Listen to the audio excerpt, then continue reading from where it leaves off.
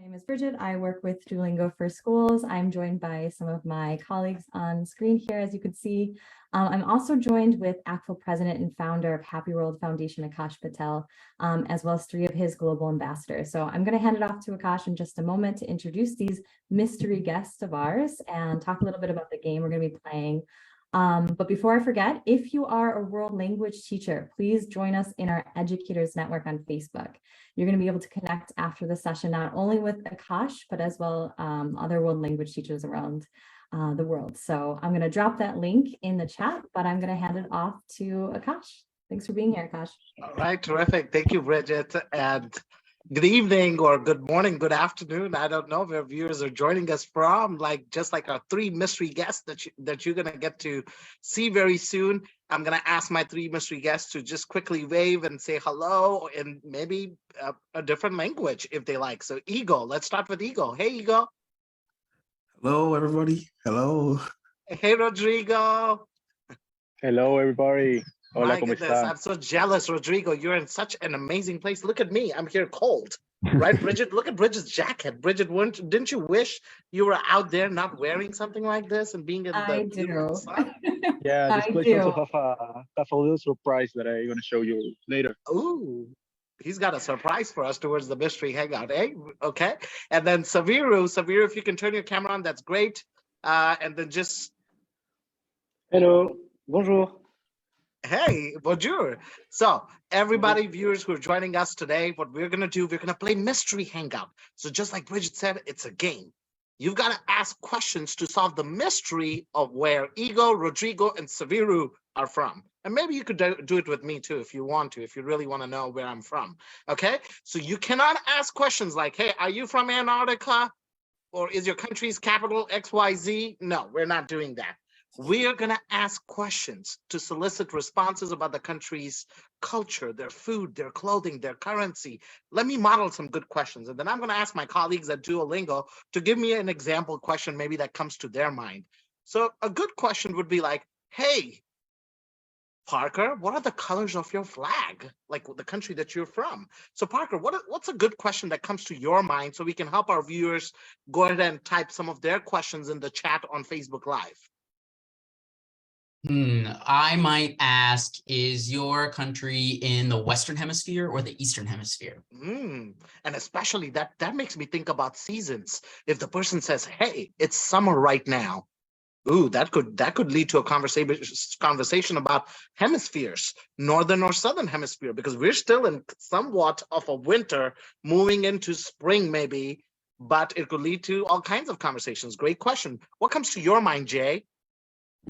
So I'm a food person, so I'd want to know, like, what's your national dish? You know, what's the classic food from where you come from? What's the typical food in your country? I love that. Katie, Christina, why don't each of you give us one of, let's start with Katie. Katie, what comes to your mind? What would you ask? I want to know what kind of animals are from your country. I love that question. One of the animals from my country would be the Bengal tiger. Ooh, Christina, what's a good question that comes to your mind? And then we're gonna, I'm gonna ask Bridget to look at the chat and see some of the questions that have been posted, and we're gonna start asking questions. And we're gonna ask them of Ego first, Rodrigo second, Saviru third. So Christina, what's a question that comes to your mind? I want to know what kind of what holidays you celebrate. Ooh. Now imagine, and I want our viewers to know this before Bridget takes it over and starts asking questions, that I want everybody to put themselves in the shoes of a child that has never traveled and maybe is using Duolingo to learn Spanish and does not know any Spanish-speaking country, doesn't know where Equatorial Guinea is on a map. The only country in Africa where Spanish is spoken as the official language.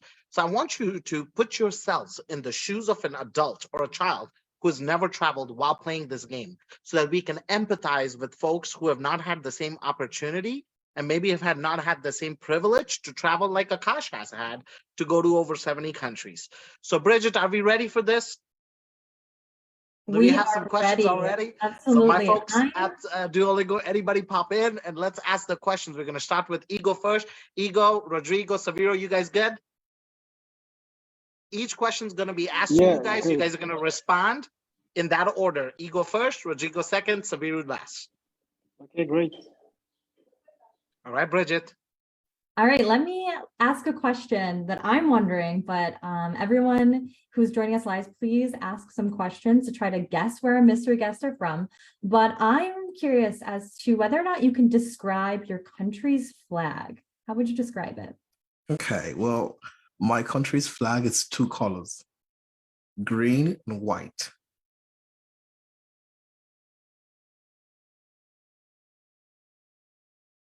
Green and white. Okay, I'm gonna have to think about this one. I'm gonna have to ask some more questions to get a good guess.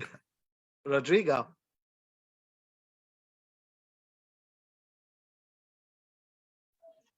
Yeah, that question is for me. Yes.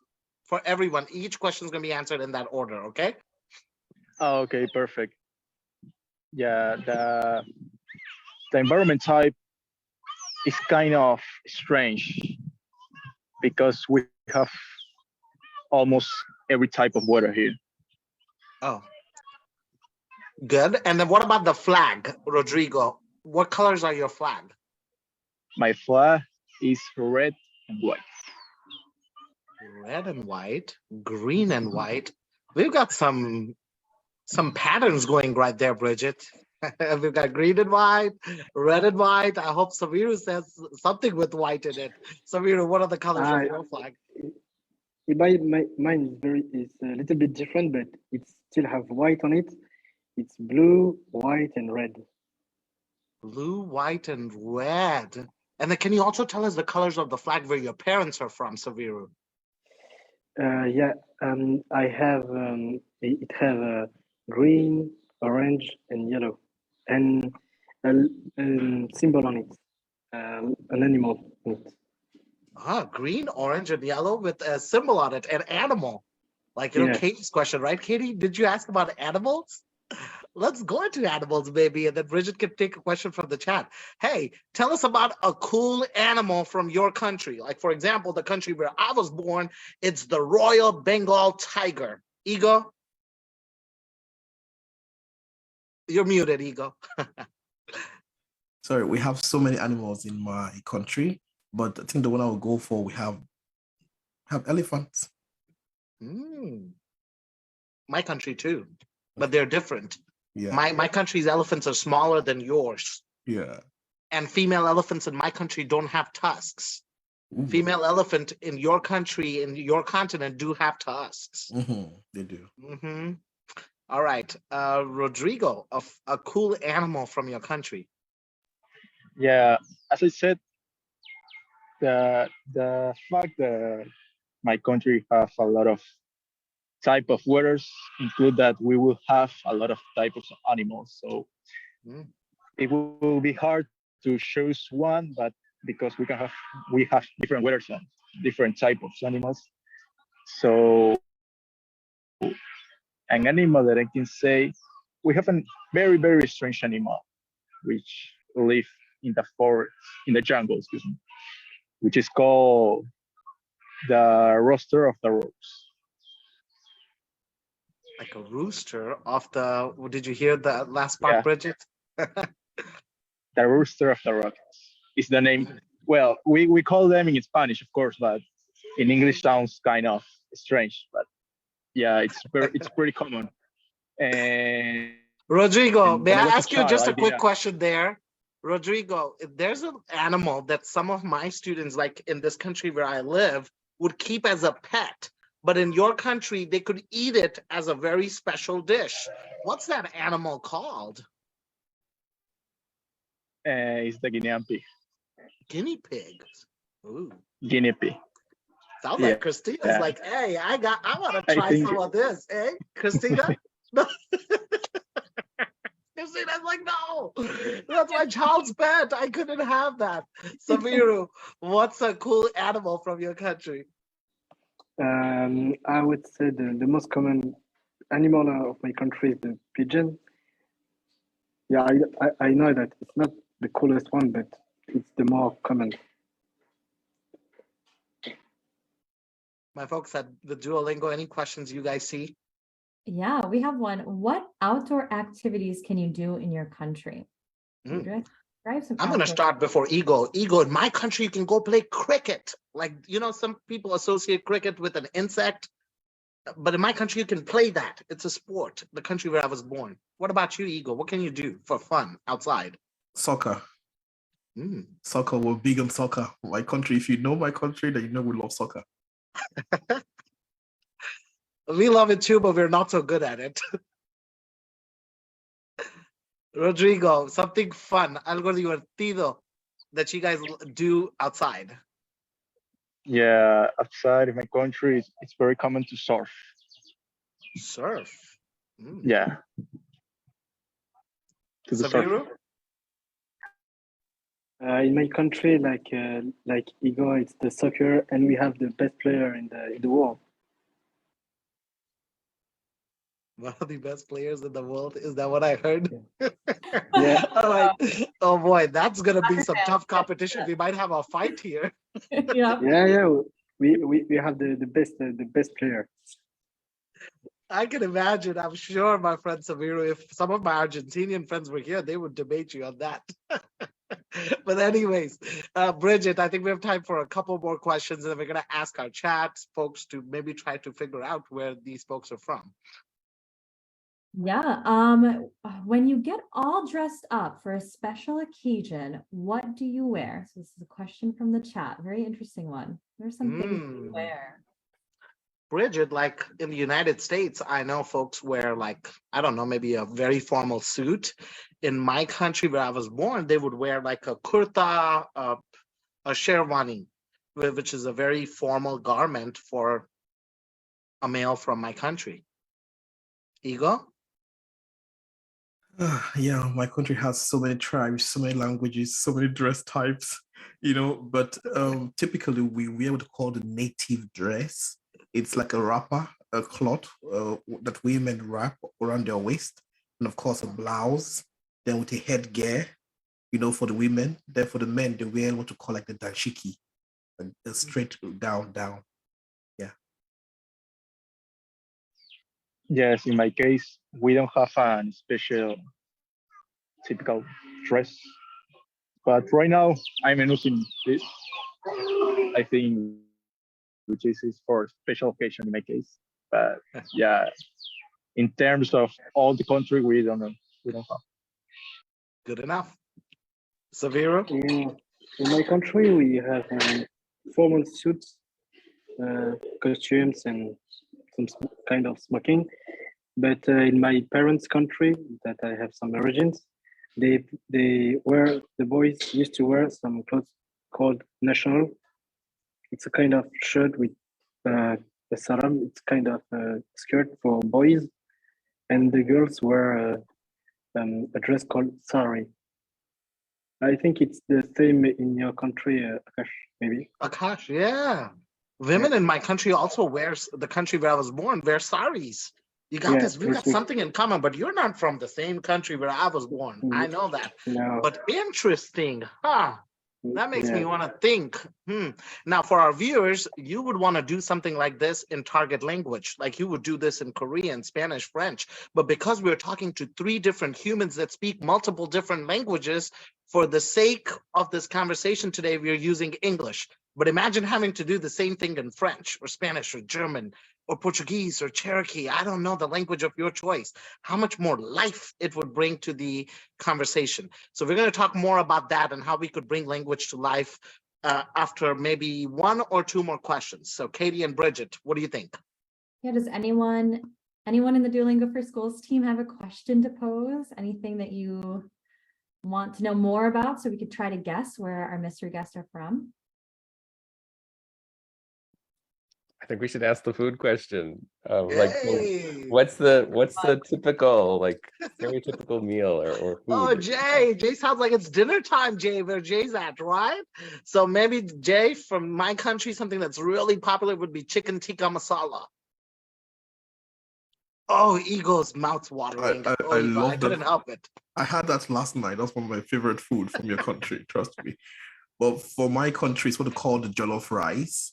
It's rice with tomato sauce, made with tomato sauce. So good. It's called the jollof rice. Yeah, in my country, we have a lot of typical dishes. A lot, a lot. We really, really like food here.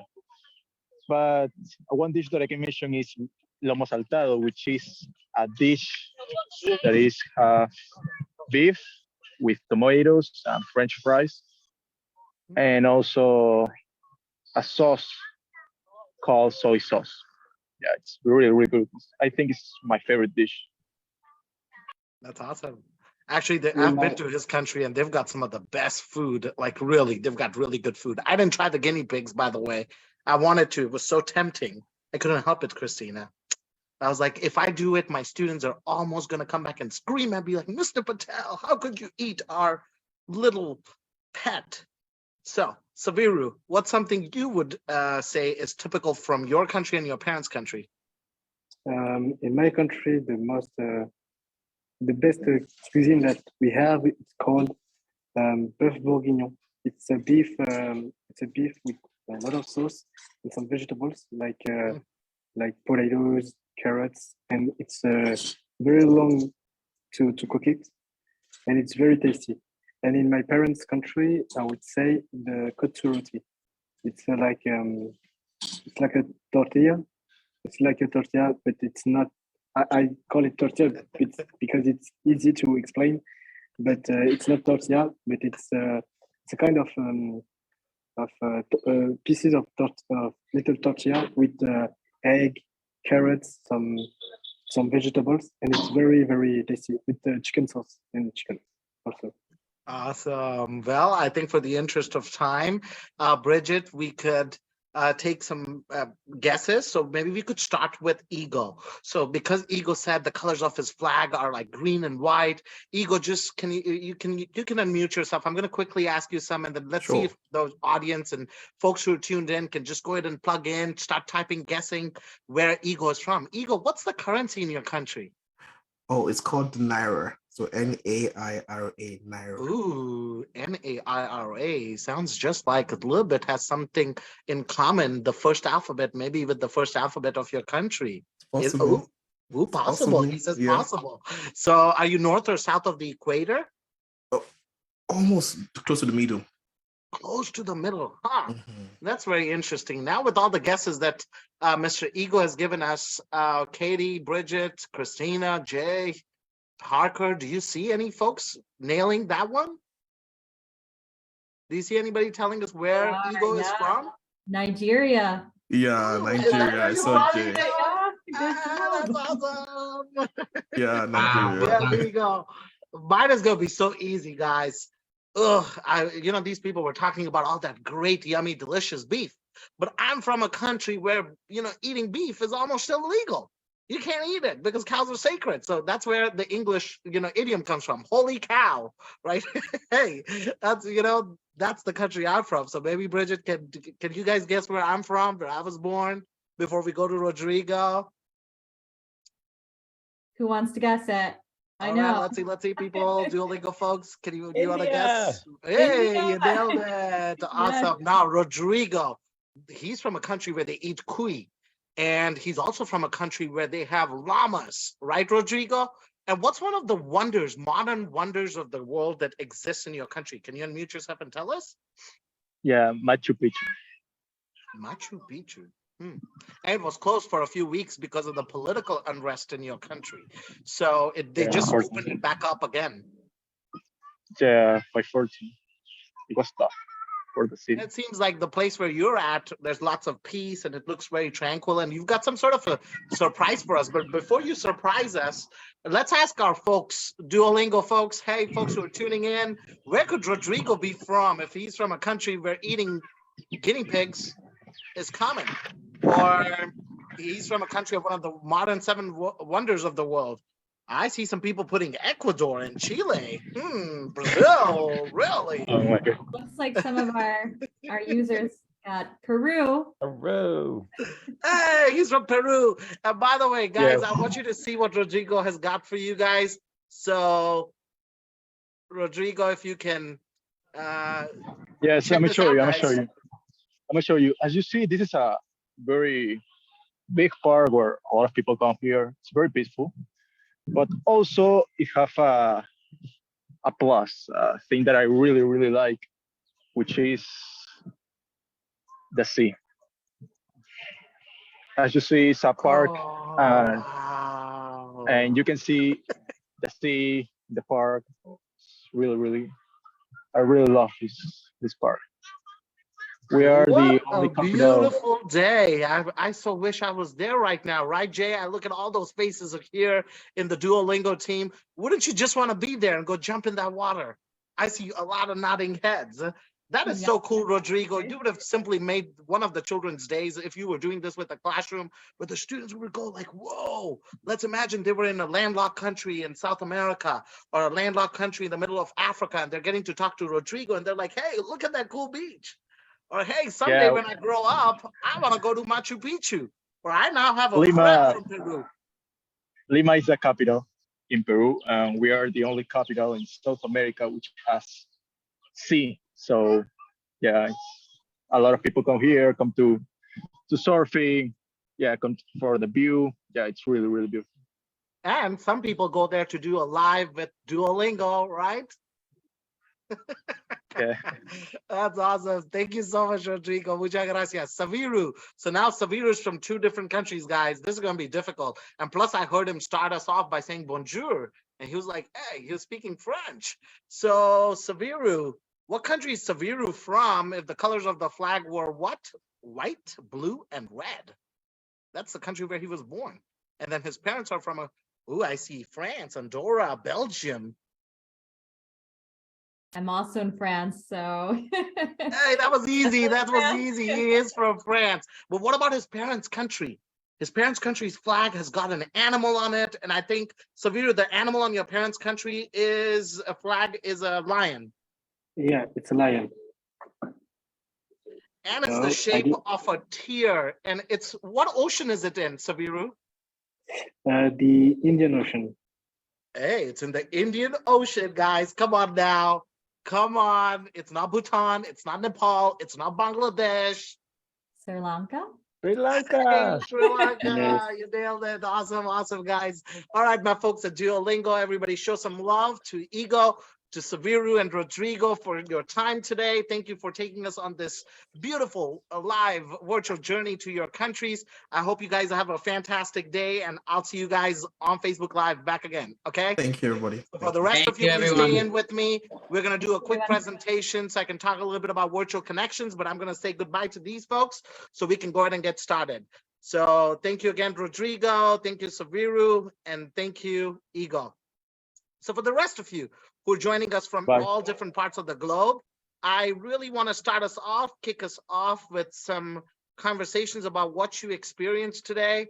So I really want to spend the next 30 minutes talking to you about how we can bring language education to life. And maybe by the end of this conversation, this Facebook Live on Duolingo, each of you is going to be inspired to give 20 minutes of your time to improve the life of somebody else and maybe help them learn another language. Because each of you watching this today speaks a language. You may speak English, you may speak French, you may speak Spanish, and you could use those very same gifts to open the world to some child, to some adult on some other part of the globe. And we've got a fun hashtag for you to do that Bridget and I are going to open up and share with you towards the end of this conversation. So please make sure you stay tuned in with us for the next 30 minutes as I speak a little bit about some of the work that I lead and then a project that we're going to create together with Duolingo. So I want to briefly tell you a little bit about my journey. Since you learned, I was born in India. I came to the United States when I was 18 years old. And the stereotype for Indian men is you can be an engineer, lawyer, doctor, or quite frankly, a disgrace to the family. So you know what? We got a scholarship, my twin brother and I, to study nuclear engineering. And we came to Iowa, Ames, Iowa, in the middle of cornfields. This was such a culture shock for 2 young Indian men who had come from cities of millions of people, put into a small town with maybe 60,000 people in a university town. And we were like, we're going to study nuclear engineering. But we realized both of us had so much energy. We didn't want to do that. So we gave that up, bought a car on Craigslist, and we ran off from Iowa to Oklahoma and gave up that scholarship. our parents almost disowned us. They were like, what are you both going to do with your lives? Like, you guys just had a lucrative scholarship. You're going to give that up? So we were like, yeah, we're going to have to give that up because that's not what we want to do with our lives. Can you imagine spending 30 years of your life with nuclear reactors? So we gave that up and ended up in Oklahoma. So here I am in Oklahoma with my cowboy boots, my cowboy hat, and my rosary. And everybody at the rodeo in Oklahoma thought I was a Mexican cowboy because I also spoke Spanish. So interestingly enough, I end up in Oklahoma where I didn't know much about Oklahoma, so I had stereotypes. I thought, oh boy, I'm in Oklahoma, I'm going to see cowboys. And the cowboys thought, Akash, you're from India.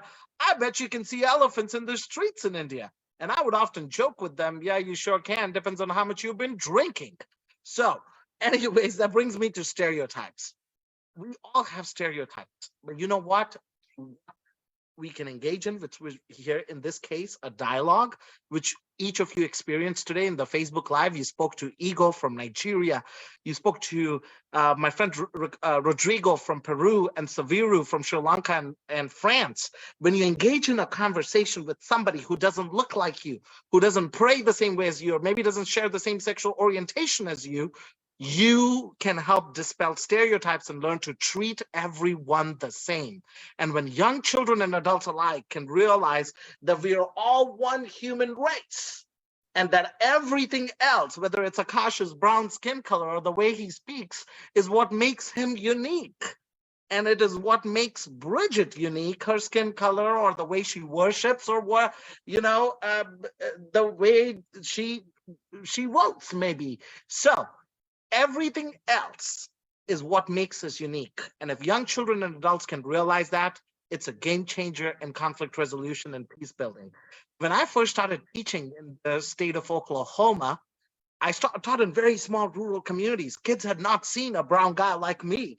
And the adults of the town would often stare at me in like towns like Rush Springs and Ninnekah and Chickasha, where folks would be like, who is this guy? What is he doing out here? So I thought, what cool way to teach my students. I'm going to start teaching my students not just language, but I'm going to teach them culture. And I'm going to teach them about my experiences working with elephants. And I'm going to teach them how we make elephant poo-poo paper. You heard that right.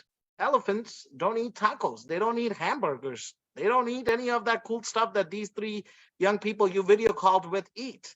They eat grass. So they poop a lot, and you can wash that poop and change it into paper. One elephant gives you about 200 sheets of paper per day. It doesn't stink, it doesn't smell, and it's biodegradable. I thought, wow, what a cool way to teach young kids to extract the DNA of elephants, to study poaching patterns, teach them about my work with sea turtles.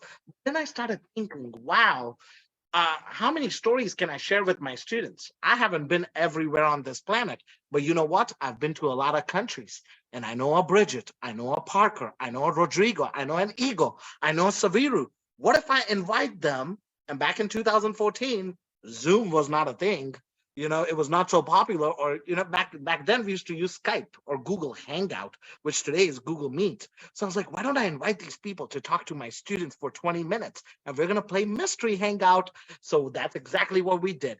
Fast forward 2013 today, we have over 2,000 volunteers from 150 countries that help students across the United States and around the globe. We facilitated just over 30,000 calls during the pandemic. So you can see these are some of our video calls where one of my students, Rocky Martinez, has his finger on a map and he's asking questions to these folks from Brazil, from Argentina and Ecuador to solve the mystery of where they're from and then engage in a conversation about their country or their culture. Here to the left, you have two young volunteers from Lesotho and Swaziland, two tiny monarchies. Also can lead to conversations about, hey, what are differences in types of governments? Not everybody lives in a democracy. Some people live in dictatorships. Some people live in monarchies. So what are differences? So it's really a neat way that language can teach multiple disciplines. It can teach history, it can teach geography, it can teach math when you do currency and conversions. So here my scholars started traveling to places around the globe. Why do we do these things? Why did we do what we did during the Facebook Live today, talking to three people from three different types of parts of the globe? Number one, to inspire empathy so that each of us can put ourselves in the shoes of those who maybe don't have the same as us, or maybe have little than us, or maybe live in conditions far worse than the conditions that we live in, so that we can be grateful for what we have. Maybe we're in Peru by a beach like Rodrigo was, and he can be like, I'm so grateful to be here, and I'm so grateful I'm not under a bomb shelter in Ukraine. And I'm so grateful right now to join you from Oklahoma City, because I share that privilege. And when young children and adults can realize that we live in far better conditions than others, they can empathize with the issues of those around the globe and use that empathy to make a difference in the lives of others. So we also have virtual field trip programs like Rodrigo today walked you around that beautiful beach in Lima, Peru. Our volunteers will not just come and talk to you in a language to help you practice that language, but also walk you around, like this volunteer from Alaska who's talking to students about the Iditarod, which is a race of sled dog. Or this volunteer is an actor from the Nepalese film industry. Or we have classrooms that can connect with other classrooms, adults that can connect with adults. So I hope each of you is inspired at the end of this presentation to consider yourself giving 20 minutes of your time to make a difference and connect yourself with somebody else on some other part of the globe. And we're going to tell you how you can do that. So these are just some of the many examples. I want to focus here on one particular example of how it can lead to action civics. That's my student, Bella. She was in my bilingual classroom, and she met the CEO of a large recycling company called Community Recycling. And she said, hey, Mr. CEO, the work that you do is so cool. What can I do for you? And the Mr. CEO says, hey, Bella, I'm going to send you a box with shipping paid for. Throw in your gently used shoes and your clothes and send it back to me. A month later, the guy video calls us on Skype, and he's like, Bella, look at your shoes. These shoes are going to kids in the Philippines. Or, hey, Alexis, look at your shirt. I'm sending it to refugee kids in Syria. So for the first time, children at a very poor Title I school in the United States had realized you don't have to be rich to make a difference in someone's life, that we can all make a difference. And that you may realize, and many of you watching this today may even know, that in fact, in life, some of the most generous people that I have met are the ones that have the least, are the ones that are the poorest. So led to other examples when we connected with climate refugees from Kiribati that are escaping the island and forcefully being moved to countries like Fiji because of the impact of global climate change. Or this volunteer from Bhutan, the only country on earth sandwiched between India and China that measures GDH, or gross domestic happiness, of their citizens. And in fact, their king was the one who introduced the World Happiness Day at the United Nations. And that led us in 2014 to create a program, a pilot of exploring languages. We started bringing in people from over 100 countries to simply talk to the students and play mystery hangouts so students could just know what languages they speak, just be introduced to those languages. Because once kids are introduced, they can then pick, oh, I don't want to learn Spanish, but I want to learn Arabic, or I want to learn Hindi, or I want to learn Gujarati, or I want to learn some indigenous language spoken in Africa. But I don't want to learn the language that they make me learn here because I'm interested in learning this language. So to be able to think about options in language, you have to be introduced to those languages. And to fill that gap, and I hope you will stick with this message today by the end of the call, that life is all about filling gaps. When I saw in small rural communities in the United States that kids had never traveled, I was like, what can I do to fill that gap? I'm going to bring in people via video calling and help them fill the gap and travel around the globe at no cost. And that's why I call folks like Ego, Rodrigo, and Saviru the John Lennons of the nonprofit that I created, because they truly give their time so selflessly without any, they don't charge you anything to connect themselves with classrooms and people in places around the globe. During COVID, when folks were isolated from the world, we created a virtual field trip program so that students who were depressed or adults who felt like, oh, we have to be isolated all the time could get virtual trips of places around the globe.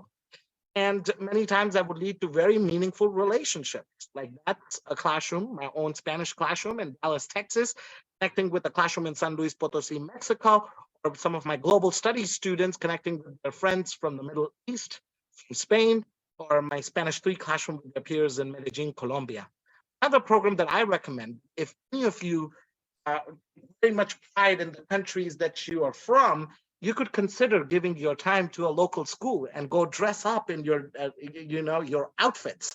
Like that was one of the questions we asked during Mystery Hangout. What's one of the popular outfits? Well, today my popular outfit is Duolingo, but it would be a sherwani or it would be a kurta.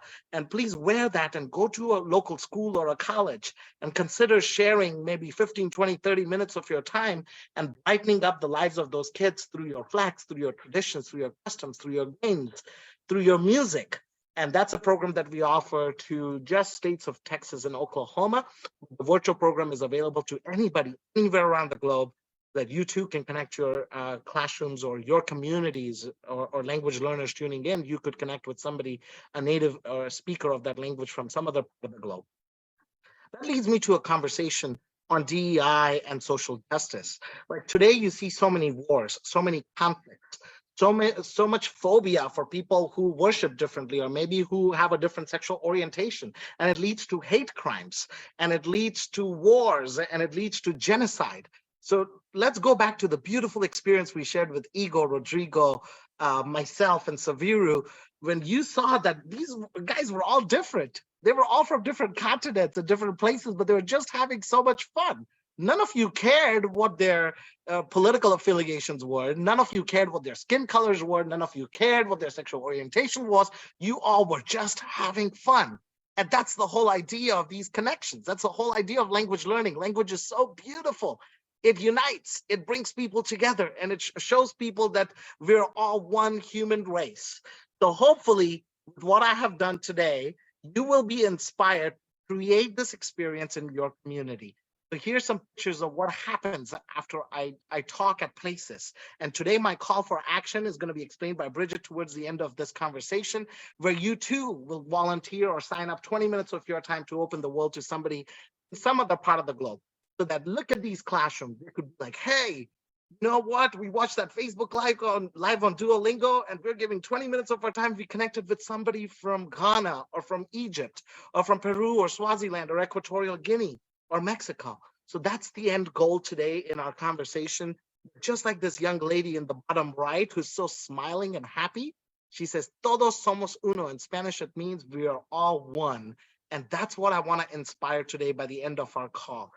Each of you signs up. Each of your mothers or neighbors or grandmothers or grandfathers signs up to be like, I'm going to give 20 minutes of my time and open the world to somebody and help them learn another language and practice my language skills with. Thanks to the innovative work we lead, we've received many honors. And I just want to close this out today with my story of language learning. I'm a polyglot. I'm currently serving as the president of the American Council on the Teaching of Foreign Languages. I speak 6 languages, but Spanish and Portuguese, the language that I'm learning right now, but Spanish and proficient didn't come to me until I was 21, 22 years old. I was in college, as I told you guys, to become a nuclear engineer, and then decided to become a teacher. And I decided to become a math teacher. And while I was in college during spring break, a lot of our American youth like to go on vacation to Miami, to South Padre Islands. They like to party it up. And my brother was like, Akash, you want to come party it up with us in Miami? And I said, no, I don't know about that. I really want an internship. I want to go make a difference in someone's life. And I decided that I'm going to use Google Translate. What a bad idea, right? I'm going to use Google Translate, type up a letter and translate it in Spanish and send it to 50 random people from the Dominican Republic on Facebook in 2011, and nobody responded except for one person, the chief of staff of the First Lady of the Dominican Republic. And the guy says, Señor Patel, la carta que usted me escribió es mal escrita. The letter that you sent me is grammatically incorrect. And I instantly put ja, because that in Spanish means ha, ha, ha, ha. Of course, I know it's incorrect because I use Google Translate. What do you expect? So the guy says, here's my WhatsApp number, give me a call. I call him and he's like, I'm going to give you an internship, $200, a hotel room, and an interpreter. I want you to travel across my country of Dominican Republic and teach young kids about your experiences.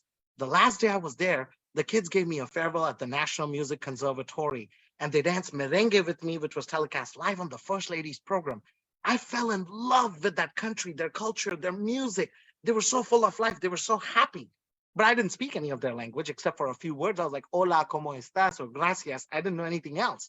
When I got back home, I said, I'm going to teach myself Spanish and I'm going to backpack. So I started backpacking from Mexico all the way down to Costa Rica and South America.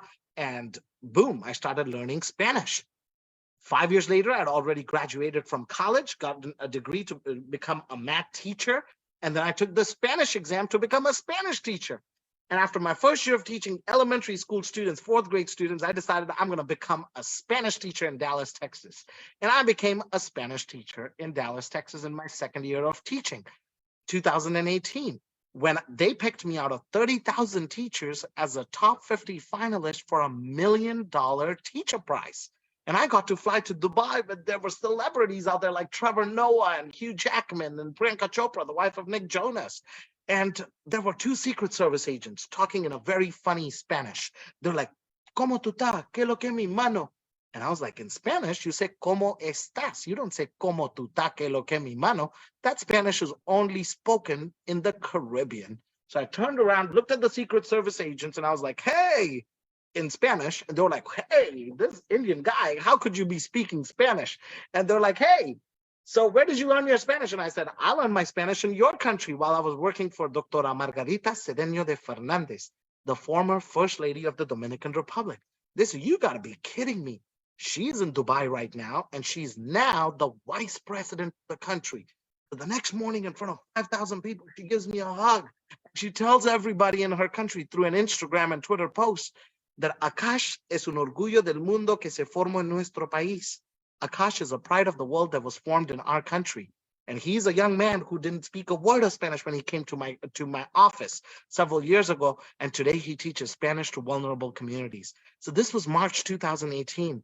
And just 3 weeks after I came back from that trip, April 2018, I lost my only twin brother, a 26-year-old man, to a plane crash in Arizona. And it devastated my life. It was the worst and the most tragic incident that occurred in my life. I sat down with my close friends and I said, I want to leave my brother's memory as a legacy, and I want to create something meaningful. So I took my brother's glasses. He would wear glasses and pop the lenses out of them. So I took those glasses, put them on a globe, and I created what's called the Happy World Foundation. And through the Happy World Foundation and its 2,000 volunteers from 150 countries, my hope is that every child on this planet will have access to global experiences, that every child on this planet will be able to travel beyond the 4 walls of their classroom so that they too can live in a happy world, free of wars and genocide and bigotry and prejudice and conflict, so that we can all live in a truly happy globe. So that's what I created. And while I was gone from my brother's funeral, I was still teaching. My students fundraised over $1,500 to give to my family for the funeral. We decided not to take it. We gave it back to the kids, and the kids invested that money in packing Happy Meals for the homeless. So when I got back to school, there were hundreds of Happy Meals lined up in the cafeteria and in the library. And they were like, Mr. Patel, we're going to go distribute these meals to the homeless this weekend. So that has led me to create many other programs at the nonprofit. The nonprofit has now been recognized internationally. I've been invited to see presidents on both sides of the aisle, President Bush Sr., President Clinton, been written by President Obama, and folks on really both sides of the aisle, because these days it's so hard in the polarizing times that we live to get folks on 2 sides in the same center, you know, and especially with the language learning work that we do and what Duolingo does. Like folks on the right tell me, Akash, I love what you do connecting classrooms. It's teaching American kids to be grateful for what they have, or it's teaching kids in other parts of the world to be grateful for many things that they enjoy at home.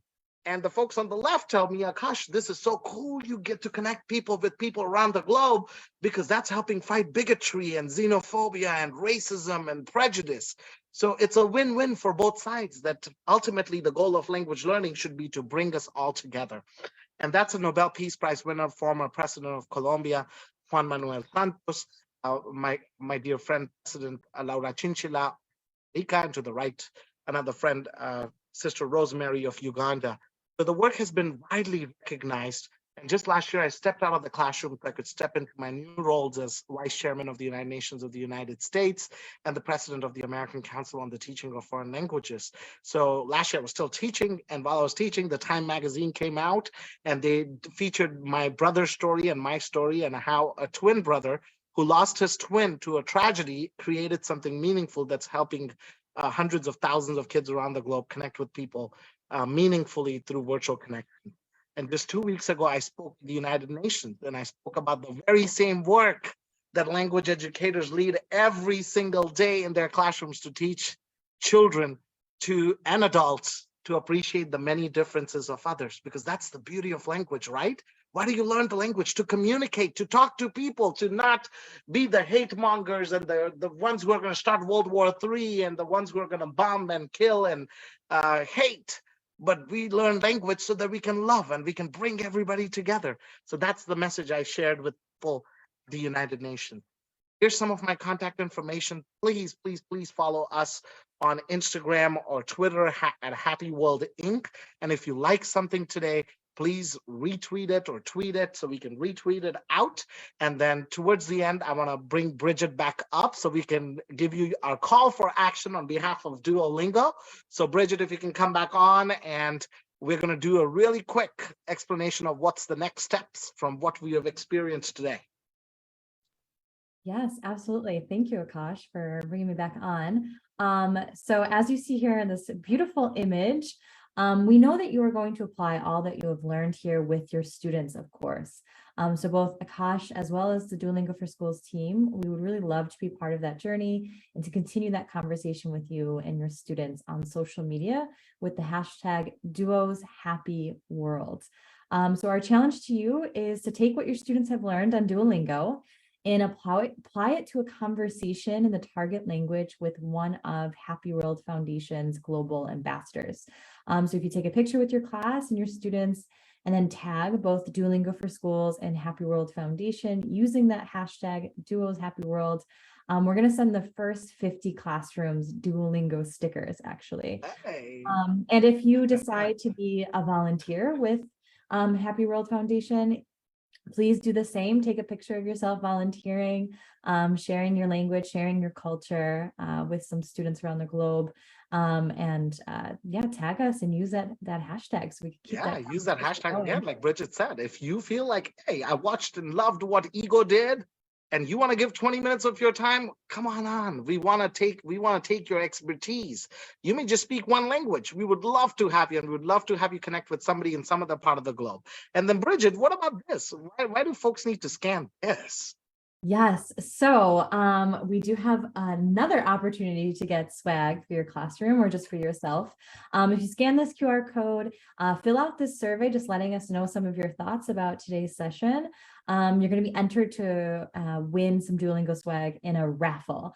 So 5 people from who complete this survey by Friday, March 10th are going to be drawn and get some Duolingo swag. So feel free to scan. Look, I have some of the swag right here. So, hey, it's very comfy and I love that. And you know what? I've got something else right there. Duo's right there. So Duo's Happy World is the hashtag.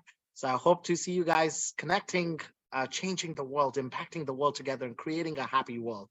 So I think, Bridget, maybe at this time we can take maybe a couple questions. If somebody in the audience has questions or somebody in your team wants to lead us into our closing remarks and conversation with a couple questions maybe.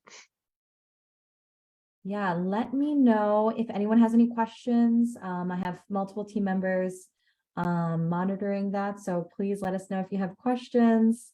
But Akash, let us, could you maybe share with us one of your favorite experiences of a connection between, you know, one of your global ambassadors or you yourself with Happy World Foundation? You think of one classroom in particular that really touched you connecting with them? Not just recently, I felt like, you know, Cuba. I was in Cuba, and years ago, because of the special relationship between Cuba and the United States and the embargo, internet is a luxury in that country. But just quite recently, Cubans now have 4G data. So I was right there in Havana, like Havana Vieja, and I was connecting a classroom in the United States and teachers with people in Havana. And you know what? 25 minutes into our conversation, the internet dropped. So poor thing, the folks out there in the United States, they're like, hey, can you come back on? Can you come back on? And I was like, no, I can't. The internet connection is just so bad. So, but the folks were so happy that a country that really is not accessible to many Americans because there's still so many restrictions to travel to Cuba, for them to be able to see outside, my Airbnb window and see the cars from the 1950s and experience a time capsule, because America is not allowed to sell stuff to a country like Cuba. They still have cars from the 50s and 60s. So for young scholars and teachers, I'm like, wow, that's so cool. You have vintage cars and you can go back in time. But truly, that was an experience in empathy, that young kids and adults could empathize with what Cubans were going through. And right now, the tragedy is even far worse than what it was before COVID-19. Things have gotten so bad that there's shortages of everything from toilet paper to food for them to eat. So I think any of these video calls, Bridget, they spark curiosity. When a young person or an adult sees a country like Cuba with taxis from the 50s and 60s, they're like, wow, that's something. Why? And that makes them ponder and think about, oh, what's the difference between communism and a democracy? And B, when they see some social issues playing out, it makes them put on their thinking caps and think like, oh, what can I do to use my privilege of living in a place where I have far more things than I do in Cuba to improve the lives of my Cuban brothers and sisters? Wow, thank you for sharing that, Akash. I know that when I was a student, I would have loved this experience and been able to connect, not only be utilizing the language skills that I was learning in the classroom, but just as you're mentioning, just learning about different cultures and reflecting and learning about empathy, right? We do have a question. Is teaching children a new language similar to teaching adults, or is it better that the teaching style be different? What would you suggest for, Bridget, I've taught both children and adults. And I think what really works magic with children and adults is relationship building. When you can show your young kids an enthusiasm and passion, that's what you need. When your learning is meaningful and relevant to no matter what age the child or the adult is, it's got to be meaningful. It's got to be relevant. When you're learning a language and you are going to be able to use what you just practiced several times speaking on Duolingo to actually order food in a country of the target language, boom, that's relevant. When you're just teaching them something on how to conjugate verbs, really, that's not going to go very far. If all you're teaching is how to conjugate verbs and how to do past tense of something, that's not going to go very far. So your learning's got to be meaningful. It's got to be relevant to the learner. And you've got to have energy, passion for that learning and teaching, which is critical no matter what age you teach. And then I think, Bridget, I see another question that in the chat, which talks about how could a teacher invite a volunteer or one of the global ambassadors into their classroom? Extremely easy. Guys, today we live in the millennial world of DM or direct messages. So follow us on HAPPYWORLDINC, Happy World Inc. on Instagram or on Twitter, or look us up on Facebook and send us a direct message and be like, hey, I heard you from Iran and I want to share my experience, or recently what's happening with the Iranian revolution in my country with some students of political science or students of AP, Farsi or some other language course in the United States that's concerned about what's happening down there. And I would love to volunteer 20 minutes of my time. Or you could be a teacher who says, hey, I'm teaching Spanish in Africa or teaching Spanish in India, and I want to connect my students with somebody from Mexico or somebody from Costa Rica. Send us a direct message, send us a time and a date, and we have a group of amazing interns and ambassadors that will hop right onto your request and connect you with the speaker. Then you send them a Zoom invite, a Google Meets invite, or you want to go old school Skype, then you can send them a Skype invite, and you just make that connection happen. It's as easy as adding Bridget on my phone and be like, Bridget, can I FaceTime you? If my grandma can FaceTime me today, if my grandma can use WhatsApp and Zoom, isn't that one of the coolest blessings of COVID-19, Bridget? People can't say anymore, I'm not tech savvy. That is very true. That is very true. And you're right. It's so easy now. It's incredible.